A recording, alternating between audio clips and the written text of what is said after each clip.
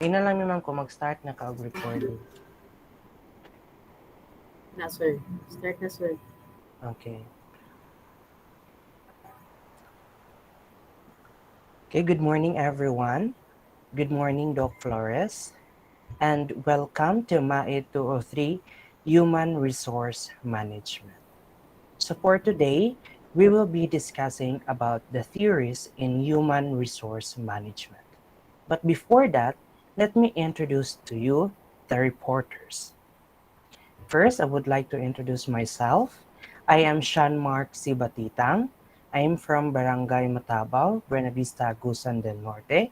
I was born on April 16, 1998, a provincial paid assistant teacher of Manapa 2 Central Elementary School. Second, we have Ma'am Charlotte A. Isiderio from Barangay Manapa, Buena Vista, Agusan del Norte. She was born on January 17, 1989, and a teacher 1 of Manapa 2 Central Elementary School. And lastly, we have Ma'am Edelen Cabiladas from Barangay Tagkatong, Carmen, Agusan del Norte. She was born on December 18, 1985, and a teacher 1 at Gusoon Elementary School. So we have here the objectives. At the end of the discussion, the MaEd students are able to 1. Identify the proponents and their contributions in the field of human resource management. Second, understand every concept of the theories of human resource management. And lastly, appreciate the uniqueness of the ideas of the theories of human resource management. And now, let's start the first theory. We have the expectancy theory by Victor Vroom. Okay. First, let me introduce to you Mr. Victor Vroom. Victor Vroom, he is a workplace and behavioral psychologist. He is also a business school professor and he holds a degree from the University of Michigan. So the expectancy theory. Victor Vroom introduced one of the most widely accepted explanation of motivation. So very simply, the expectancy theory says that an employee will be motivated to exert a high level of effort when he or she believes that number one, effort will lead to a good performance appraisal. Second, a good appraisal will lead to organizational rewards. And lastly, the organizational rewards will satisfy their personal goals. So the idea with this theory is that people are motivated to do something because they think their actions will lead to their desired outcome. So the expectancy theory proposes that work motivation is dependent upon the perceived association between the performance and outcome. And the individuals modify their behavior based on their calculation of anticipated outcome. So,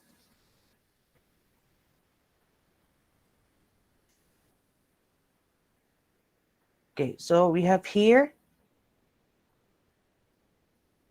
the variables of the expectancy theory. We have the effort, we also have the performance and reward. So in the effort, the employee believes that effort will result in acceptable performance. Also in performance, the employee believes that acceptable performance will produce the desired reward. And lastly, in reward, the employee values the reward. Okay. So again, these are the variables of expectancy theory. We have the expectancy, the instrumentality, and the valence. So expectancy, when we say expectancy, effort to performance. Again, expectancy, effort to performance.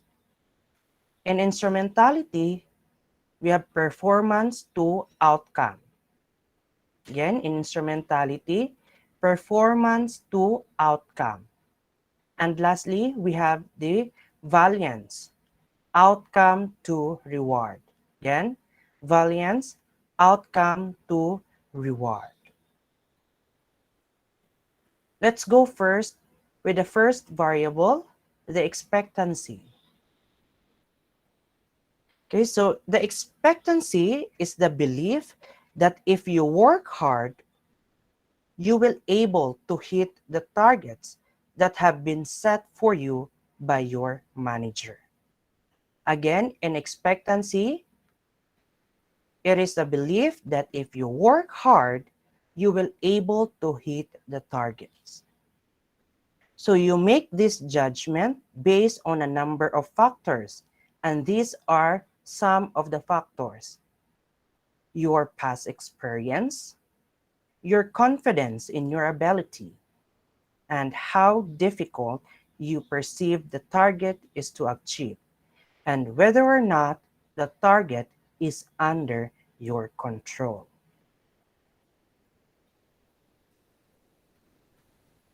Okay, so the example of the expectancy is if I work hard, I can achieve the targets my boss has set for me.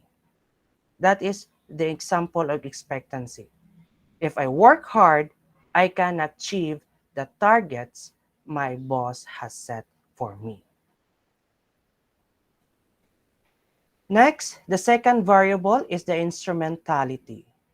So in this variable, you're assessing how likely you are to receive a reward if you hit the targets that have been set for you. Again, in instrumentality, you are assessing how likely you are to receive a reward if you hit the targets that have been set for you. So again, you make this judgment based on a number of factors. And these are the factors. Number one, is the relationship clear between the performance and reward? Second, how much you trust the person who decides on the reward? And lastly, how transparent is the decision-making process around who gets what reward? So in instrumentality, we are thinking that if I achieve all of the targets set for me, then I believe I will get promoted. So earlier in expectancy, the question there is, if I work hard, I can achieve the targets my boss has set for me. So you are speaking about the effort. But here in instrumentality, if I achieve all of the targets set for me, then I will get promoted. So this is about your performance. Okay? And lastly, for the valence, this is the final piece of the motivational puzzle. Okay?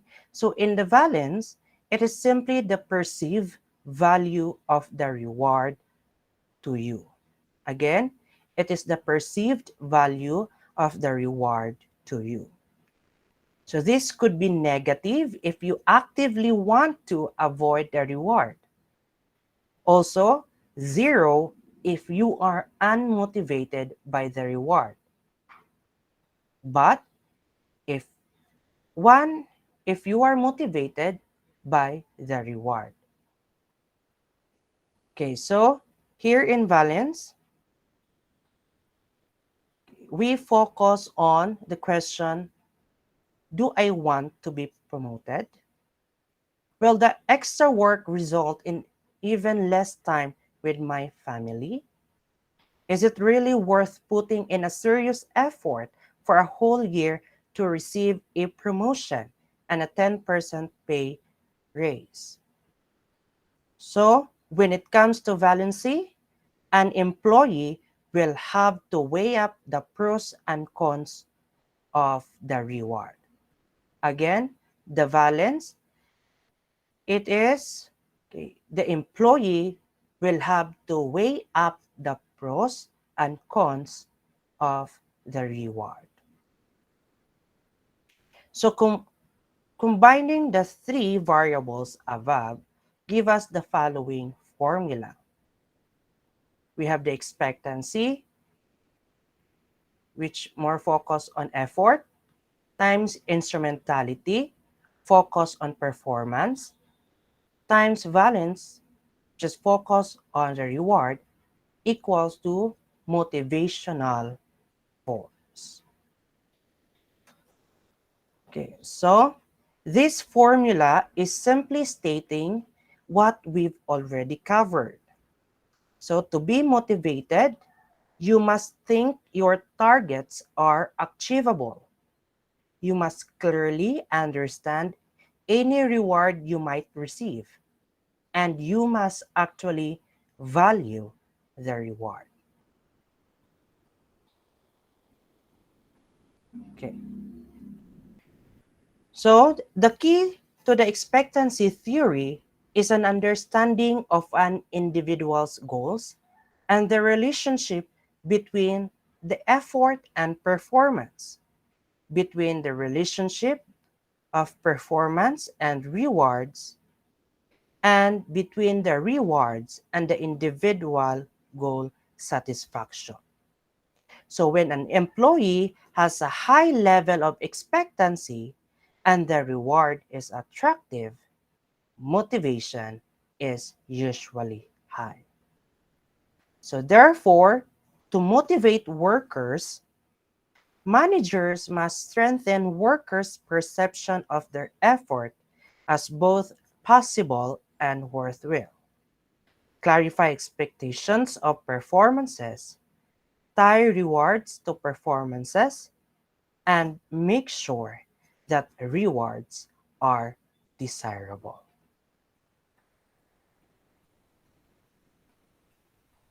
So, in other words, expectancy theory provides the idea that individuals' motivations comes from believing they will get what they desire in the form of a reward. Okay, so that's all for the expectancy theory. Now, let us welcome Mom Charlotte Isiderio for the motivation, hygiene theory, and equity theory. Thank you, Sir Shan. And once again, good morning, everyone. I'm Charlotte. I'm going to report about the motivation hygiene theory from Frederick Her- Hertzberg. Let us know first, uh, before we start, let me ask you this question first. Would you like to have a job for free? The practical answer for that is no, right? And that is Mr. Hertberg's come in and let us understand what is this theory all about. Let us have a brief introduction about Frederick Urban Hertzberg. Frederick was born on April 18, 1923 and died January 19, 2000. He was an American psychologist who became one of the most influential names in the business management. He is most famous for introducing the job enrichment and the motivator hygiene theory.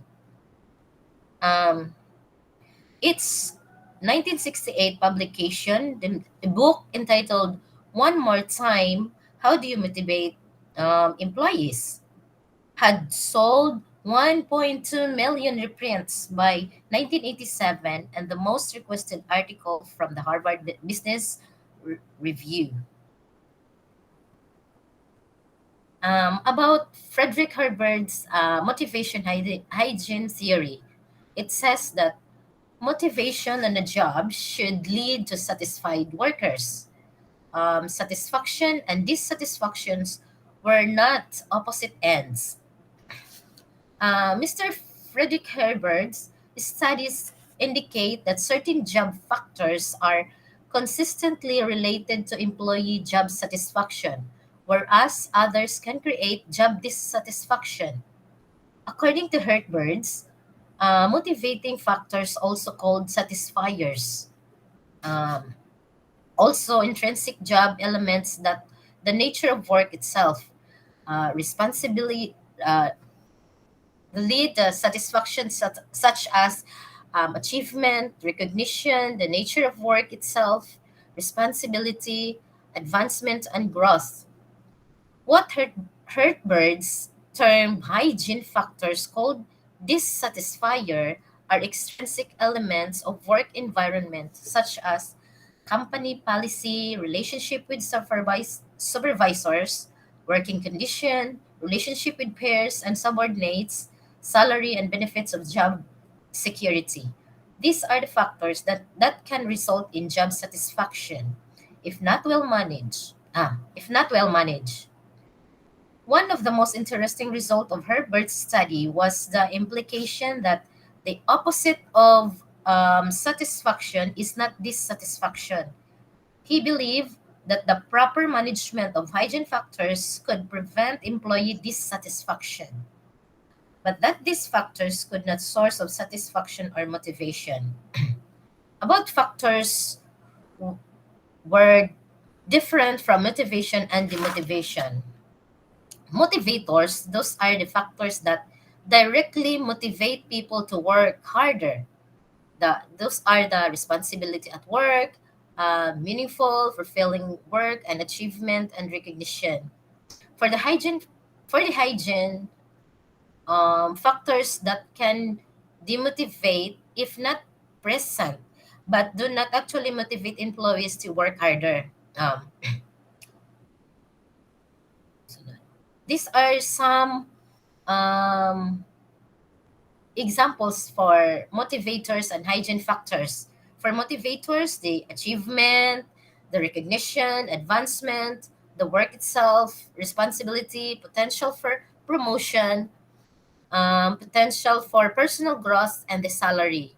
And for the hygiene factors, those are the policies, administration, micromanagement, relationship with supervisor, peers, and subordinates, job security, personal life, work conditions, and status. What is the implication of this? The motivation hygiene theory. It motivate by using motivator and ensure hygiene factors are met. These employees can be influenced work harder by interesting work, but employees can become demotivated if they work in poor working condition with low pay. And that's all for motivation hygiene theory. And let us discuss about the equity theory. Um, Equity theory from John Stacy Adam. Uh, John Stacy Adam was born on year 1925 and died at the age of 97. He developed the equity theory or the job motivation theory. He is also an American and behavioral psychologist. He is also the creator of the theory of justice. Adam's equity theory. Factors affecting employees' assessment and perception. In the equity theory states that people are motivated if they are treated equitably and receive what they consider fair for their efforts and costs. Um, this theory was suggested by Adams on 1965, and this theory is based on a social exchange theory. According to this theory, people compare their contribution to work, cost of their actions, and the benefits that will result to the contribution and benefit of the reference person. The ratio of inputs and outputs. If the people perceive that the ratio of their input outputs to the ratio of referent others' input output is inequitable, then they will motivated to reduce the inequality, the in the e- inequity. At the workplace, the workers put inputs into the job, such as education, experience, efforts, energy, and experts to get some outcomes. The outcomes such as salary, rewards, promotion, verbal recognition, and interesting and challenging work in its equal amounts.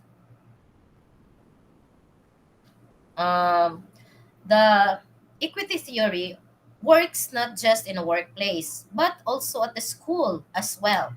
Example, when for same oral exam performance, there are two students get different marks, then there is an inequity exists. Um,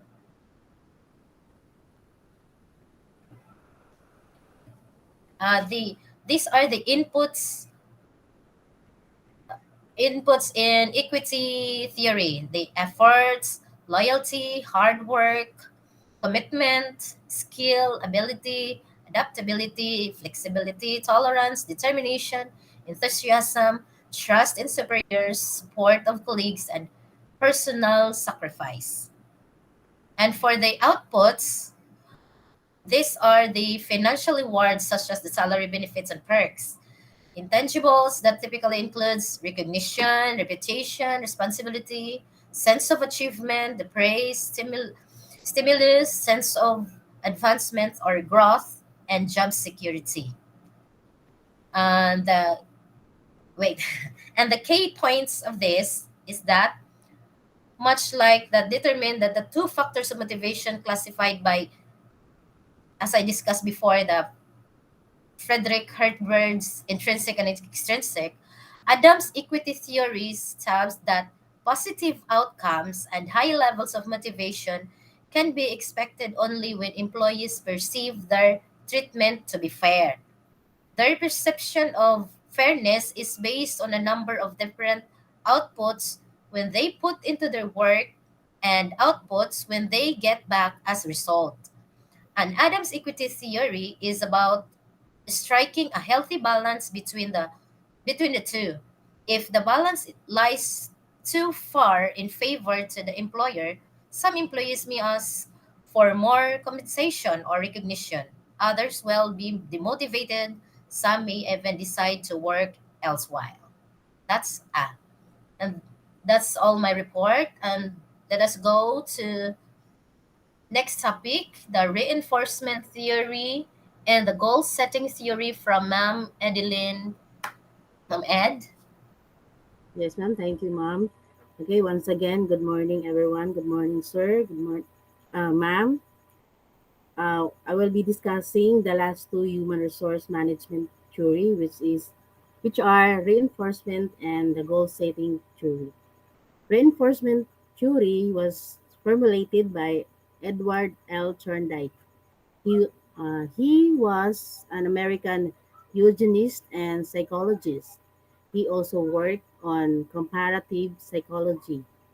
He also worked on solving industrial problems and had a powerful impact on reinforcement theory. For the reinforcement theory, this theory focuses on appropriate use of the following techniques. Number one is the positive reinforcement. Positive reinforcement reward desirable behavior. Um, for positive reinforcement theory, managers who use a positive reinforcement strategy provide positive rewards to employees when they perform well. For example, an employee or a teacher who shows up early for work and the manager or our school head acknowledges the fact on the spot. So as a result, we enjoy the praise and is more likely to feel appreciated, di ba? Mas ganahan ta nga makita sa atong nga school head nga mas una ta sa ilahan niabot. Next, avoidance. The possible consequences of improper behavior. For avoidance, as the terms implies, it is a negative reinforcement. In a organizational behavior focuses on a approach in which employers are reprimanded or otherwise punished for the poor performance. For example, when an employee or as teachers arrives late to work, diba? Kabalo na taon sa naong sa atong mga school head kung late ang moabot, mag-una pa sila sa tua. A negative reinforcement theory can be also demonstrated in the form of withholding promotion. Kabalo na ta, dili ta i-promote. Di ba? Dili ta i-recommend. Merit increases, mas makadaghan atong mga trabaho. Another one, choice assignment. Diba? Ipangbutang ta sa mga place or mga assignment ka dili nato gusto. Or another one, by demoting or suspending the offender. Pwede ta i-demote or sa worker, pwede i-suspensions of work sa avoidance to theory. Another one, extinction is ignoring the behavior of a subordinate. For this strategy, it is neither praised nor reprimanded for their work. Ang advantages ani can be an employees don't feel pressure and stress associated with making a mistake or missing a deadline. Diba, na uban mga teachers, bahala na sila, bahala ng deadline diha. Dili ko magpa-pressure ana. Muna yung advantages. Pero ang disadvantages, there is a little incentives to step up performance if your efforts are never recognized, di ba? Kanang wala kay incentive nga madawat kung worker ka, kay poor man ang imong performance, kay ang imo lagi extension strategy nimo, ignoring man ka sa behavior sa imong ang imong behavior ba wala ka wala ka nag-focus imong trabaho, gi-ignore nimo ang mga supervisor nimo or mga school head sa mga task na gihatag sa imo. For the punishment, to decrease the likelihood of a behavior recurring. Next, sir. Okay, for the reinforcement implication for reinforcement theory. Learning is what acceptable to the organization. Manager or school heads must tell individual what they are doing wrong. Must also not reward all individuals. It must also tell individuals what they can do. Another one must be sure to administer the reinforcement and recognize that failure to reward can be a modified behavior. There are also some outcomes of reinforcement theory in a workplace. It will measure the outcomes of positive versus negative extension reinforcement theory. Another one, it will conduct an impartial third party group with employees to gauge reaction to different motivational techniques. Next, it will track disciplinary issue. in the workplace. And the last one, it will conduct periodic employee polls and ask pointed questions about circumstances and environment that encourage them to perform at optimum level. Next, sir. For the last theory, goal setting theory, it was formulated by Edwin Locke. For the goal setting theory, okay, Edwin Locke is an American psychologist. He is a pioneer in goal setting theory. He also enriched the understanding of work, motivation, and job satisfaction. And most widely respected, he was a most widely respected theory. For the goal setting theory, goals are major source of work motivation. So goals are the major source of work motivation. Employees do better when they get feedback, especially positive feedback. So factors influence the goal performance relationship. Like the employee must be committed to the goal, must capable of performing the task. Tasks should be simple, familiar, and independent. The goal setting theory is a cultured band. According to the Lax goal setting theory, that there are five main principles of setting effective goals.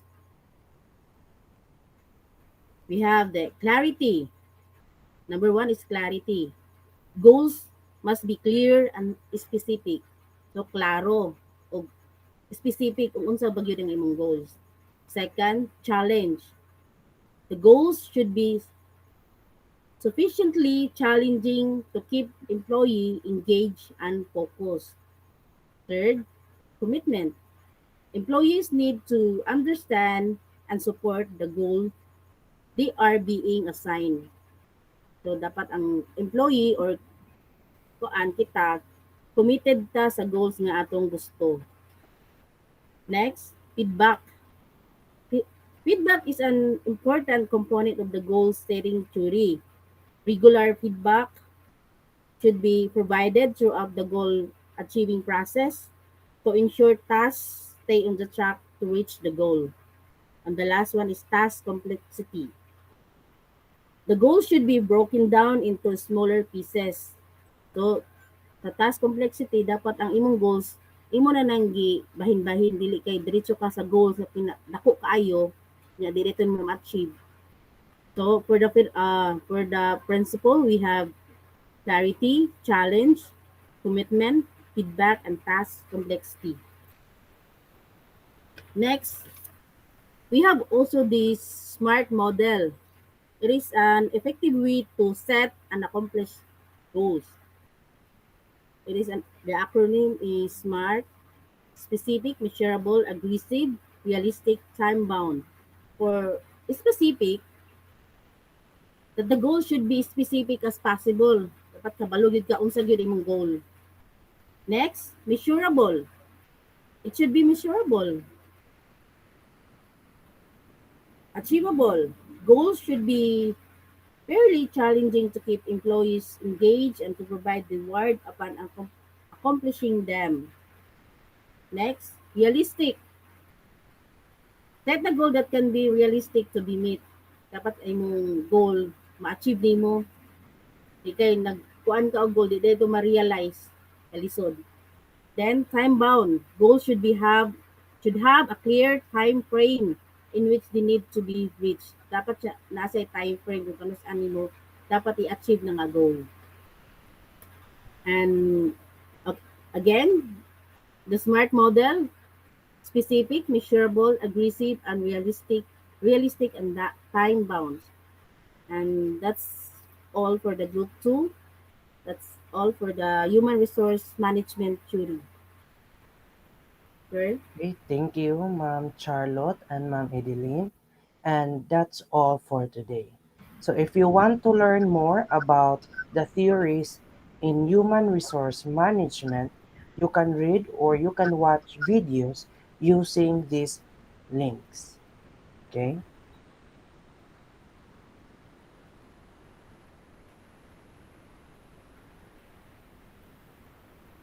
Okay, so I